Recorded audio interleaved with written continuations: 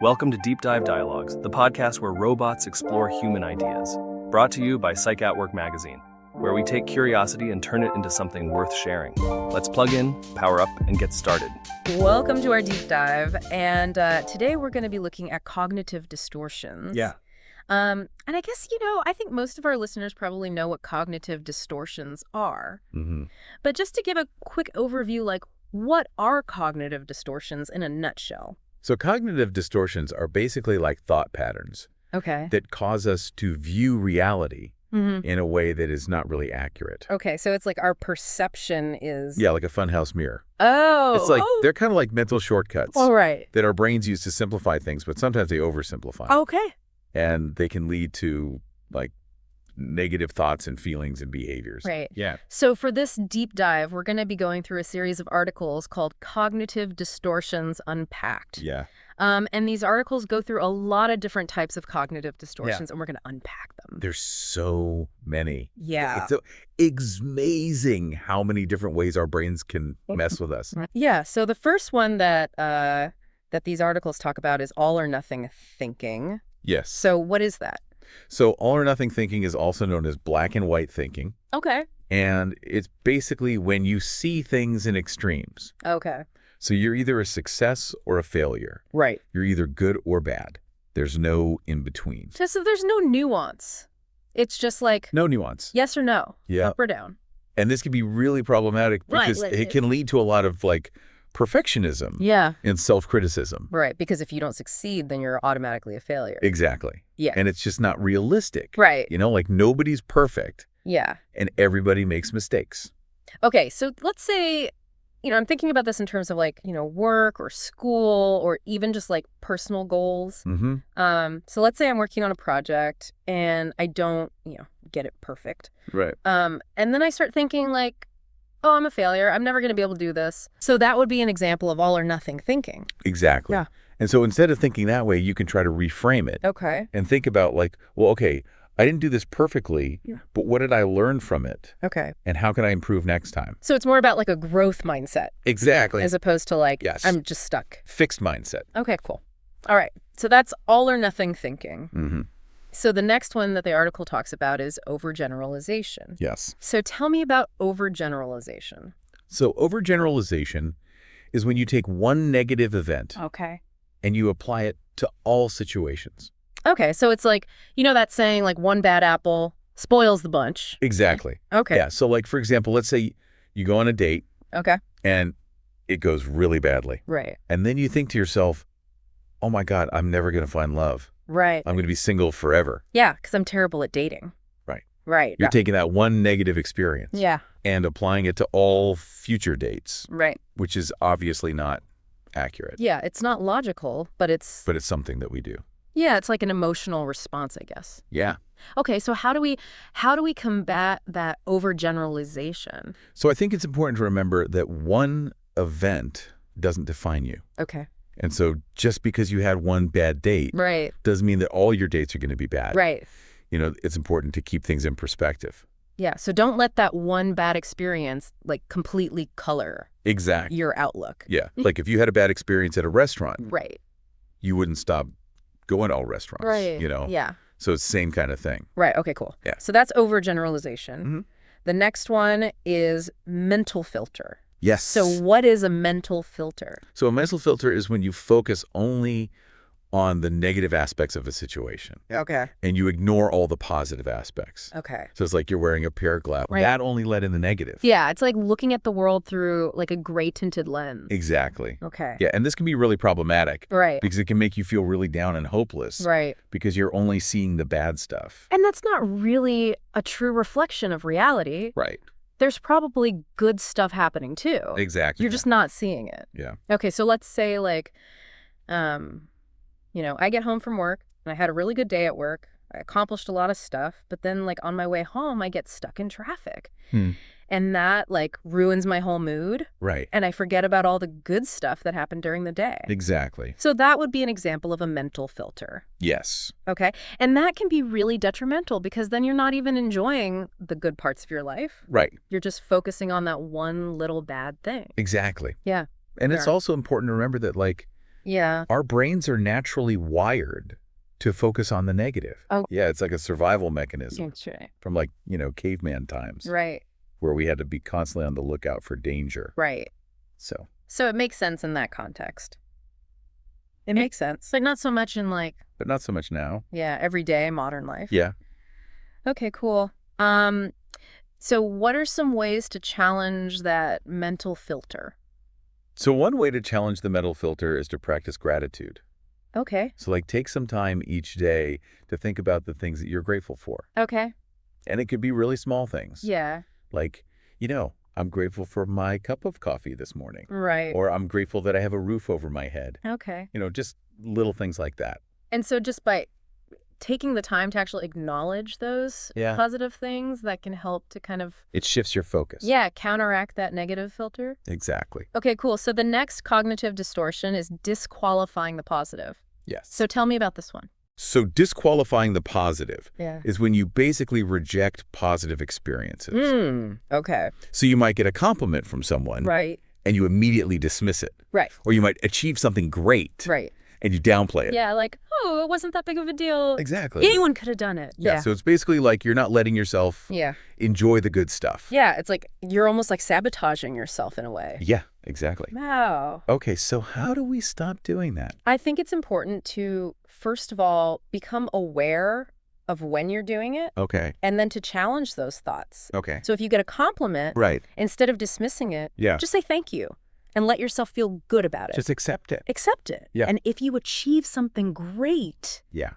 celebrate it. Right. Don't downplay it. Okay, so just acknowledge it Acknowledge it. and let yourself feel good about it. Yeah. Okay, cool. So that's disqualifying the positive. Mm-hmm. The next one is jumping to conclusions.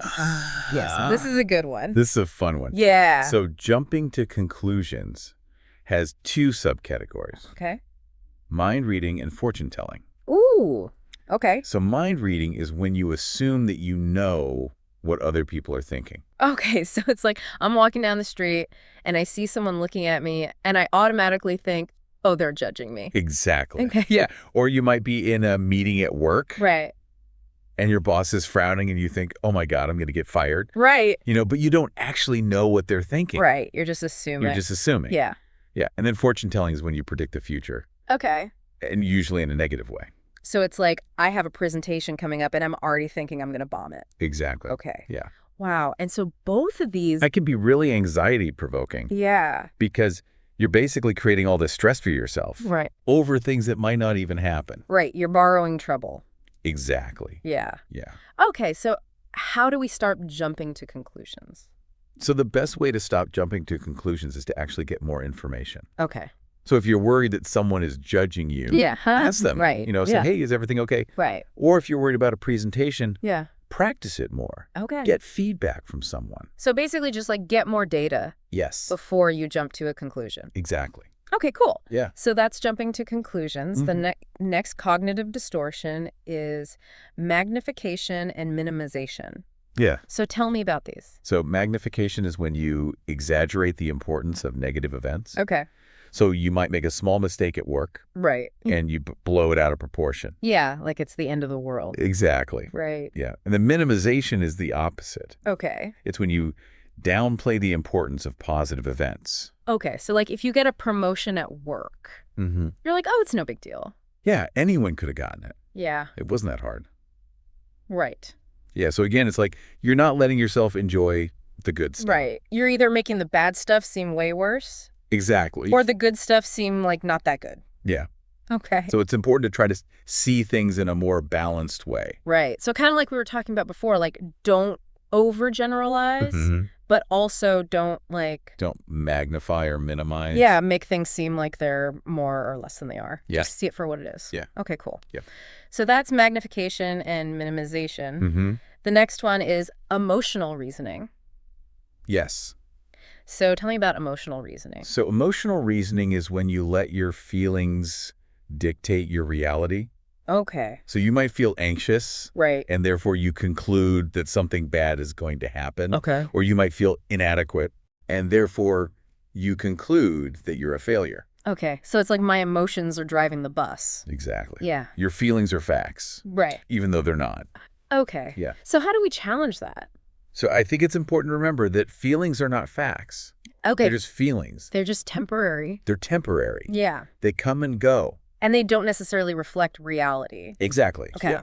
So how do we like separate the two? So I think it's helpful to label your emotions. Okay. So instead of saying, I am anxious, Right. you say, I am feeling anxious. Okay. So you're kind of like putting some distance between Yeah. yourself and the emotion. Yeah. Okay. And then you can also try to identify the thoughts that are causing you to feel that way. All right. And then you can challenge those thoughts. So basically you're kind of like taking a step back and being like, okay, what's really going on here? Yeah. Okay, cool. Yeah. So that's emotional reasoning. The next one is should statements. Yeah. Tell me about these. So should statements are when you use words like should, Okay. must, Ought to. have to Right. put pressure on yourself or others. Oh, okay. So I should be doing this or I should have done that. Exactly. Okay. Yeah. And this can lead to a lot of guilt and shame. Right. And it can also prevent you from taking risks. Right. Because you're so worried about like doing the right thing, Exactly. you don't even try. Yeah. Okay. So how do we like reframe those show statements? So I think it's helpful to turn should statements into preferences. Okay. So instead of saying, I should go to the gym, Right. you say, I would like to go to the gym. Okay. Or I want to go to the gym. So it's less about like an obligation Exactly. and more about like something that you actually want to do. Yes. Okay. And it takes the pressure off. Right. Yeah. Because then if you don't go to the gym, you're not like beating yourself up about it. Exactly. Okay, cool. Yeah. So that's should statements. Yeah. The next one is labeling. Yes. What is labeling? So labeling is when you attach a negative label to yourself or someone else. Okay. So you might call yourself a loser, Right. or you might call someone else an idiot. Okay. And this is really harmful because Yeah. it's oversimplifying Right. and it's not taking into account the whole person. Right. You're reducing someone to like Yeah. one single thing that they did, Okay. one single trait. Yeah. Okay. So how do we stop labeling people? So I think it's important to remember that everyone makes mistakes Okay. and that one mistake doesn't define a person. Okay. So instead of labeling someone, Right. try to focus on the specific behavior Okay. that you're not happy with. So instead of saying like you're a jerk, Yeah. you could be like, hey, I didn't really like the way you spoke to me just now. Exactly. Okay. Yeah. Much more helpful. It's more specific. Yeah. Yeah. And it's less hurtful. Exactly. Okay, cool. Yeah. So that's labeling. Mm-hmm. And then the last one for this part of our deep dive is personalization. Yes. So what is personalization? So personalization is when you take everything personally. Okay. So you might think that everything that happens is somehow your fault Okay. or that everyone is always talking about you. Okay. Yeah. So it's like I'm the center of the universe, Exactly. but like in a bad way. But in a bad way, yeah. yeah. So for example, you might walk into a room Right. and everyone stops talking Mm-hmm. and you automatically assume that they were talking about you, Right. even though they probably weren't. You're just assumed. You're just assuming. Yeah. Yeah. Okay. So how do we stop personalizing things? So I think it's important to remember that you're not the center of the universe Okay. and that not everything is about you. It's hard to remember that sometimes, though. I know it is. Especially like, you know, Especially with social media yeah. and everything. Yeah, you feel like you're constantly being bombarded with yeah. information. Yeah. Okay. So how do we like Take a step back Yeah. and think about it logically. Okay. Is it really about me Yeah. or is there another explanation? Right. Like are there other factors at play here? Exactly. Okay, cool. So that's personalization. Mm. All right, so those are some of the cognitive distortions that we're going to be talking about Yes. in this deep dive. You covered a lot. We've covered a lot. Yeah. So hopefully this is giving you a good overview Yes. of what cognitive distortions are Yeah. and how they can impact your life. Mm-hmm. And in the next part of our deep dive, we're going to be talking about, How to challenge them. how to actually like combat these distortions and Okay. like reframe your thinking. Yes. Awesome. So stay tuned for that. All right. So in part 1 of our deep dive, we talked about what cognitive distortions are, and we went through a bunch of examples. Yeah. A whole bunch. So now let's talk about how to actually like, combat these distortions. Yeah. Like, what do we do about it? Yeah, It exactly. can be really frustrating to realize that, like, your brain is kind of working against you. Right. Yeah. So how do we like retrain our brains essentially? Yeah. So the good news is that these are just thought patterns, Okay. and thought patterns can be changed. Okay. So it's not like you're stuck with these distortions for ever. So it's not like a personality trait. It's more like Right. like A habit. it's like a habit. Yeah, you can break. Exactly. Okay. And there are a lot of different techniques that you can use to challenge these distortions. Okay, so let's go back to the all or nothing thinking. Mm-hmm. So what are some things that we can do to like stop thinking in such black and white terms? So one thing that you could do is to try to identify the shades of gray. Okay. So instead of thinking like, I'm either a success or a failure, Right. you can think about like, well, what are some of the things that I did well?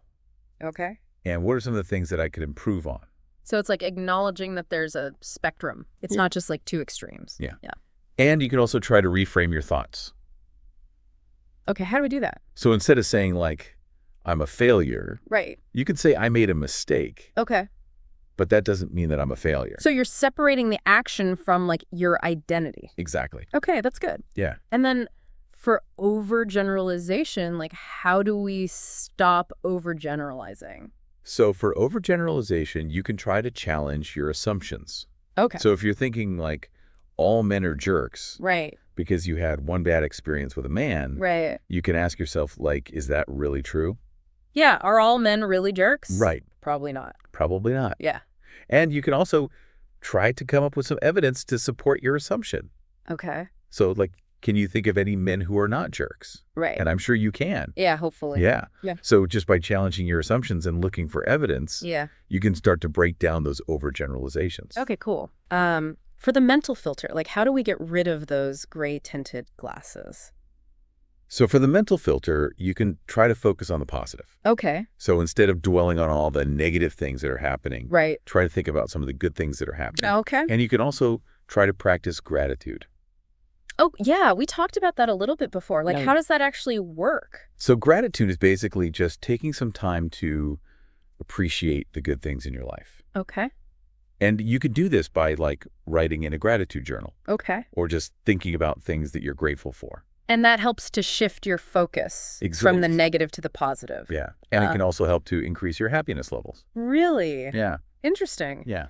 Okay, so for disqualifying the positive, like how do we stop rejecting positive experiences? So for disqualifying the positive, you can try to accept compliments. Okay. So when someone gives you a compliment, Yeah. just say thank you. And don't try to downplay it. Don't deflect. Don't deflect. Yeah, just accept it. Accept it. Yeah. And you can also try to acknowledge your accomplishments. Okay. So when you do something good, Yeah. give yourself credit for it. Like celebrate it. Celebrate it. Yeah. Yeah. Okay, cool. How about jumping to conclusions? So for jumping to conclusions, you can try to gather more information. Oh, okay. So before you jump to a conclusion, Yeah. ask yourself, like, what evidence do I have to support this conclusion? Okay. And if you don't have any evidence, Right. then you need to gather more information. Okay, so it's almost like being a detective. Like, Yeah. what are the facts? Exactly. Yeah. Yeah. And you can also try to come up with alternative explanations. Okay. So if you're thinking like, oh my God, my boss hates me Right. because he didn't say hi to me this morning, Right. you can think about like, well, maybe he's just having a bad day. Right. Or maybe he just didn't see me. Exactly. Yeah. Okay, cool. For magnification and minimization, like, how do we stop distorting the importance of things? So for magnification and minimization, you can try to look at the situation objectively. Okay. So ask yourself, like, is this really as bad as I'm making it out to be? Right. Or is this really as good as I'm making it out to Okay. be? So kind of like take a step back. Exactly. Look at it from a different perspective. Yeah. Yeah. Okay, cool. And you can also try to think about the worst case scenario Okay. and then ask yourself, like, is that really likely to happen? Yeah. And usually it's not. Right. Yeah. Okay. And then for emotional reasoning, like, how do we stop letting our emotions control us? So for emotional reasoning, you can try to identify your feelings, Okay. and then you can try to separate your feelings from the facts. Okay. So acknowledge the emotion, but don't let it, like, Exactly. dictate your reality. Yeah. Okay. And you can also try to challenge your thoughts. Okay. So if you're thinking like, I'm a failure Right. because I feel like a failure, Yeah. you can ask yourself, like, what evidence do I have to support that thought? Okay. And usually you don't have any evidence. Yeah. It's just a feeling. It's just a feeling. Right. Yeah. Okay, cool. How about should statements? So for should statements, Mm-hmm. you can try to turn them into preferences. Okay. So instead of saying, I should go to the gym, Right. you can say, I want to go to the gym. Okay. Or I would like to go to the gym. So it's less about like, an obligation Exactly. and more about like a choice. Yeah. Yeah. Okay, cool. And you can also try to be more flexible with your rules. Okay.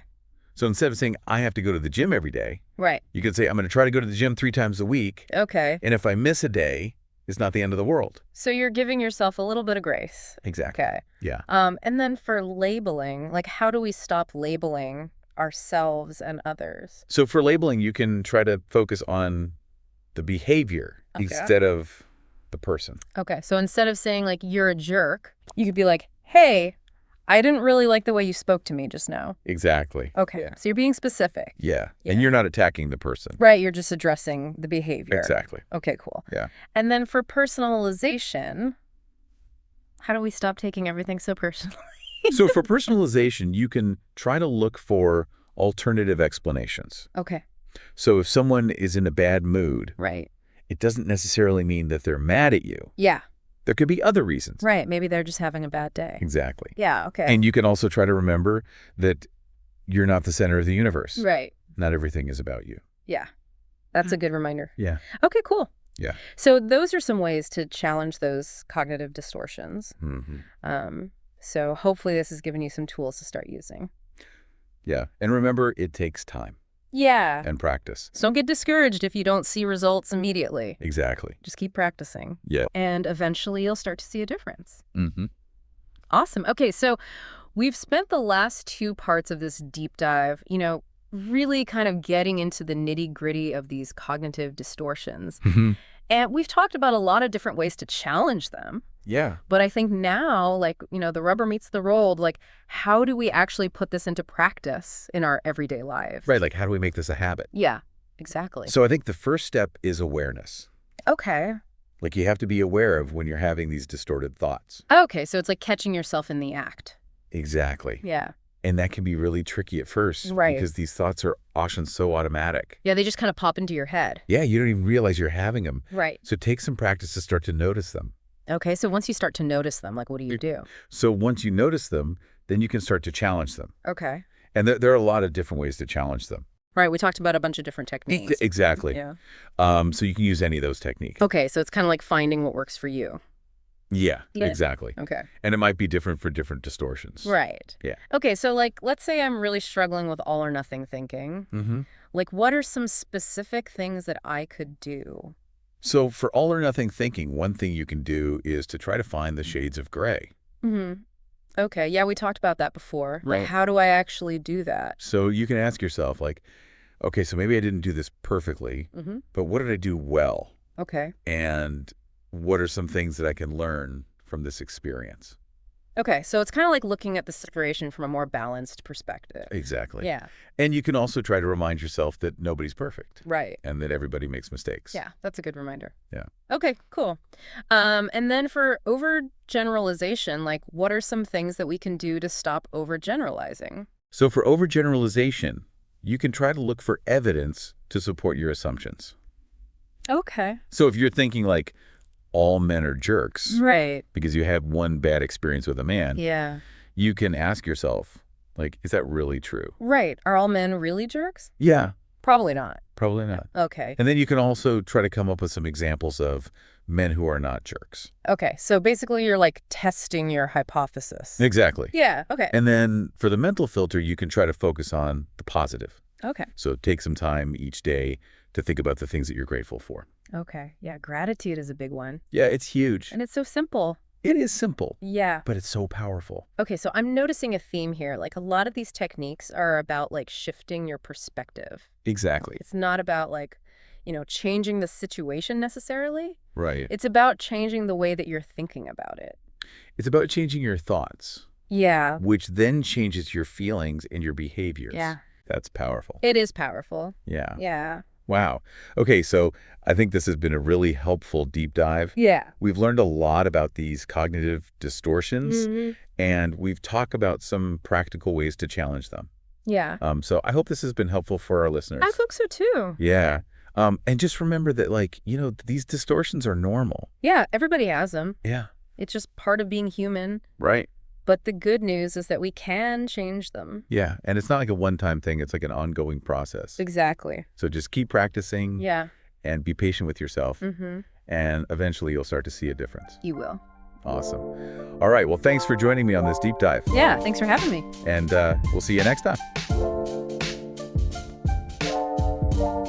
Thanks for listening to Deep Dive Dialogues. Explore more at Psych at Work magazine. Click the link in the description.